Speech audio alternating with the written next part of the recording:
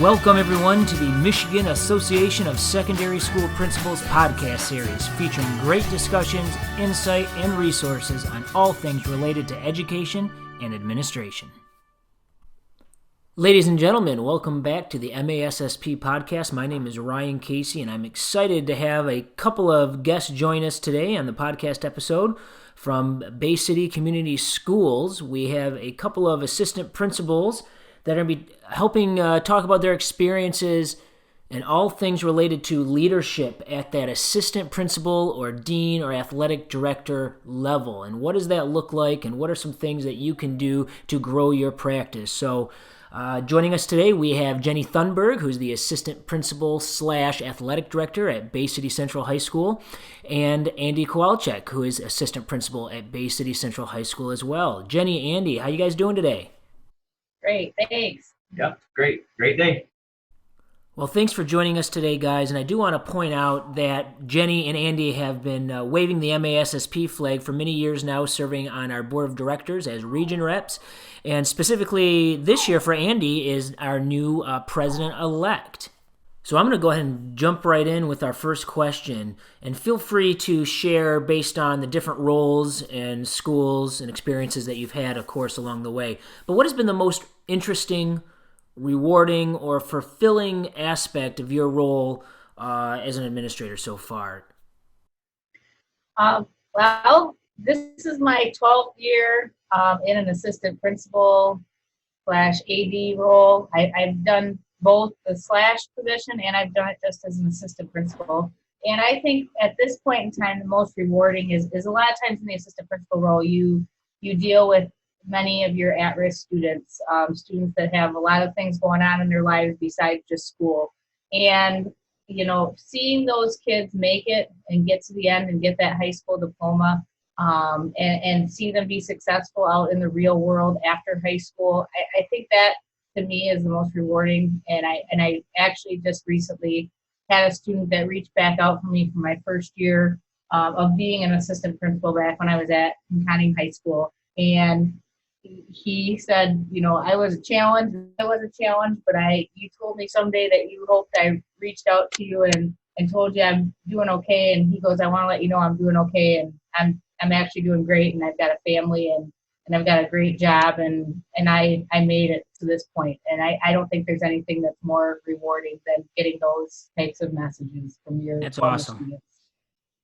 I have been an assistant principal for 8 years, and I was also a lead principal for 10 years. And like what Ms. Thunberg was saying, seeing the students be successful, especially as adults, is a huge thing. Seeing them out in the workforce or at jobs, it's great. But also, I think as an assistant principal, helping the parents and the students navigate the high school world is rewarding. And there are so many ways of doing that with, we're in charge of AP testing and SAT, IEPs, all these different things that we're in charge of, in attendance and grading. And when you help those parents and students get to that point where they may be struggling without our help, it's very rewarding, and it's nice to see at the end of the race, that they made it, and they're usually very thankful for us for doing those things. Absolutely. I know for me, when I was an assistant principal, and again, I only did that for 2 years before moving on to the building lead principal. One of the differences in those roles, though, that I remember and I missed from being assistant principal was I had the opportunity to really get to know some students and really make deeper connections with a group of students who really needed that additional attention and support. As the lead principal, I got to interact with a larger quantity of kids, but I didn't have as strong of those deep relationships that I would have had as an assistant principal. So that was always something from that role that I missed. So talking specifically about leadership in those roles, what are some ways that an assistant principal can grow their leadership to make the jump to a building principal, or maybe even a dean to assistant principal, or someone who's an athletic director? What are some different things that they can do to grow their leadership in their current roles so they are ready to make that jump when they decide to do so? I have interviewed quite a few people who, are, as a lead principal, I've interviewed for assistant principals, and have been in interviews. And I think one thing that we always look for are how involved are you as an applicant? Are you just in your teacher role in the classroom taking your classes, or are you out there leading? Are you coaching? Are you a NHS advisor? Are you there on a weekend helping with something? How much have you put into this, and can you show that school that you're willing to put in the extra time and be a leader in the building? We always look for those things, on the resumes to see how much they are involved with the students. And from my perspective, I think one thing that you can really do is get to know the other positions in your building. One thing when I made the jump from being a teacher to an assistant principal that I was not prepared for, and I really needed to spend some more time learning about, were things such as special education laws, discipline procedures, things like that you necessarily wouldn't have a chance to dive right into as a teacher.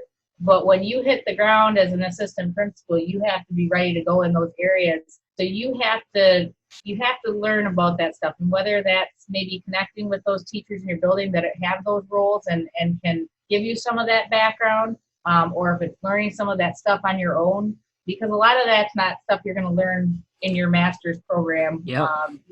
It's stuff that you have to search out, and if you can go into that interview with some of that background knowledge, that's going to put you above a lot of the people in that situation as well. Being involved in the administrative community, whether it's on a tweet chat or taking a weekend conference or a couple-day conference with, dealing with the APs for administration, that just, it gives you tools in your toolbox to be able to answer those questions about an assistant principal, because we know there are so many different hats the AP wears. It's good to get that experience and see those answers and questions in different forums. Absolutely. It's interesting listening to you talk about, jumping into different aspects of, the principal's role and learning those different skills that go along with that job, because every school does it a little bit differently. I know some assistant principals are allowed to do observations and evaluations. Others don't. I think it all kind of depends at the district you're at. Some roles for an assistant principal or even a dean are 100% discipline, and that's all they handle, and there's nothing curriculum related. So I just think it's interesting listening to you talk about the different ways people can, no matter what role they are in, learn about different aspects of the job so they can make that next jump. So they can learn about special education or classroom observation and best instructional practices. For me, I was very fortunate as an assistant principal. Although I handled the bulk of the discipline, I was allowed to sit in on those and help out figuring out scheduling and class offerings, or sit in on some pretty high-level IEP meetings. So I was able to grow my skills in those areas. So I'm not sure if you guys are involved in those types of things or not. We are, and I think the key part of that is really doing your research on the job that you're applying for. Because I've been in two very different assistant principal roles. When I was at Pinconning High School, I was the only assistant principal, and there were a lot of different things that I was doing on any given day, all of the above of the things that you were talking about, and then some. But then when you come to a school where I'm at now, where it's a larger school and there's 3 assistant principals at our building instead of just one, sometimes those duties get split up a little bit. And while we all kind of help in with the discipline and all that kind of stuff, one person might be in charge of testing, and one person might be in charge of attendance, and one person might be in charge of something totally different. And so you really have to, I think a lot of times you don't do your due diligence unless you know what kind of job it is at that building and what kind of building it is, because every assistant principal job is very different. And it all depends on where you're going and what their expectation for that job is. So jumping into the next question here, typically you see people in an assistant principal role stay there for a few years, then move on to something else or make the leap up to the lead building principal position.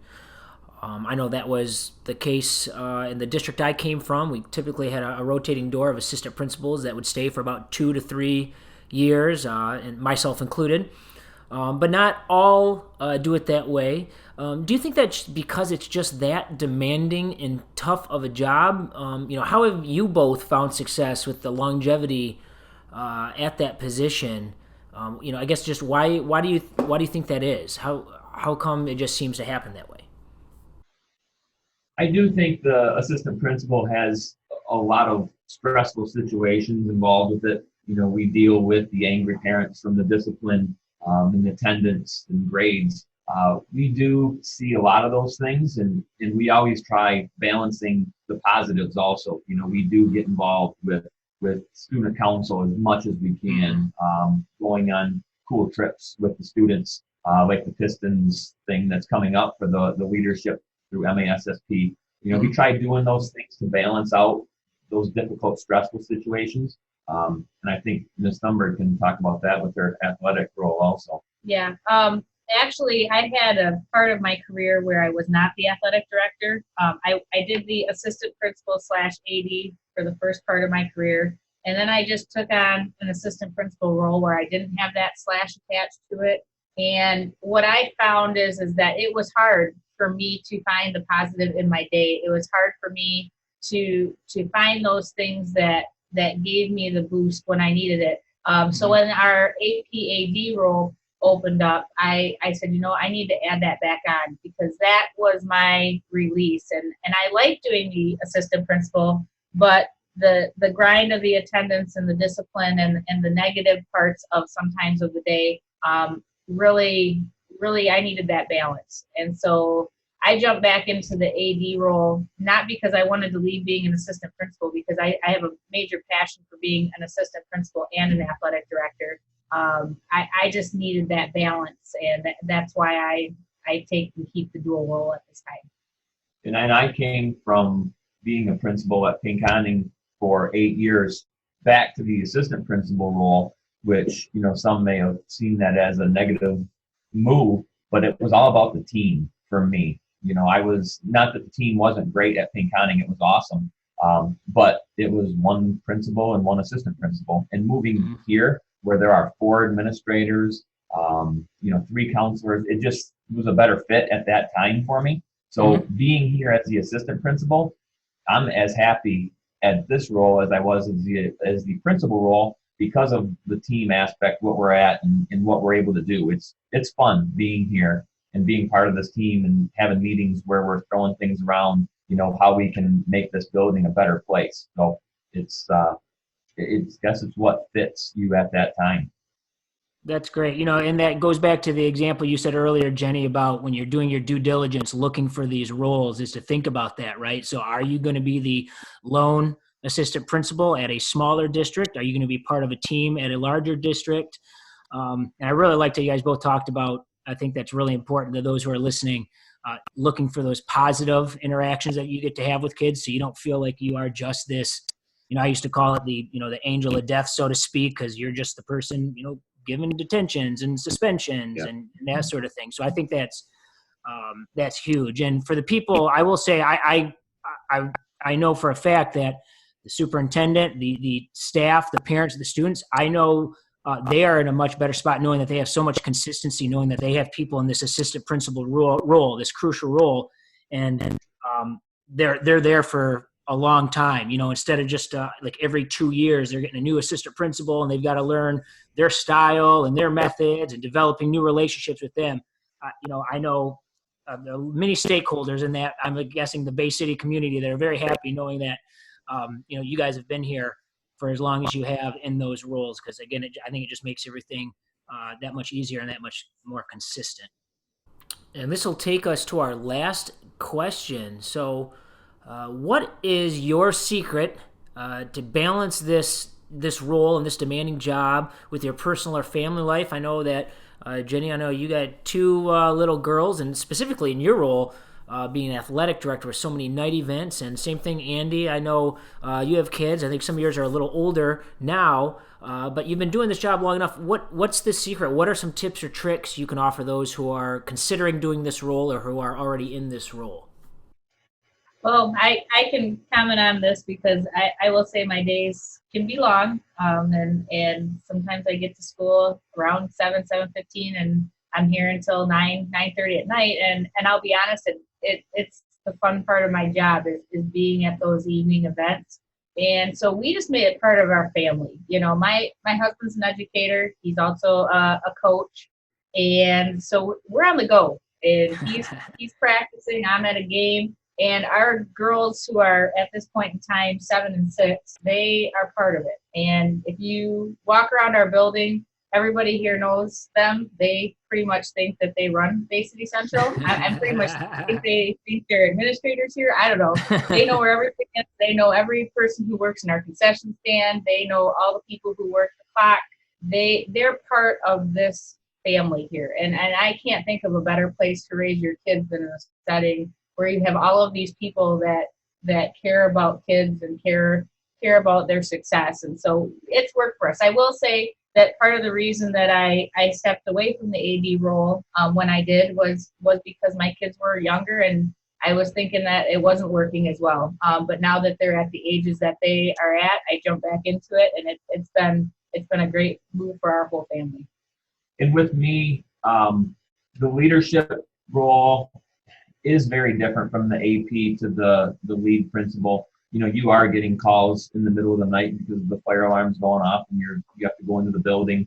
You know, in late meetings that happen more than the AP role.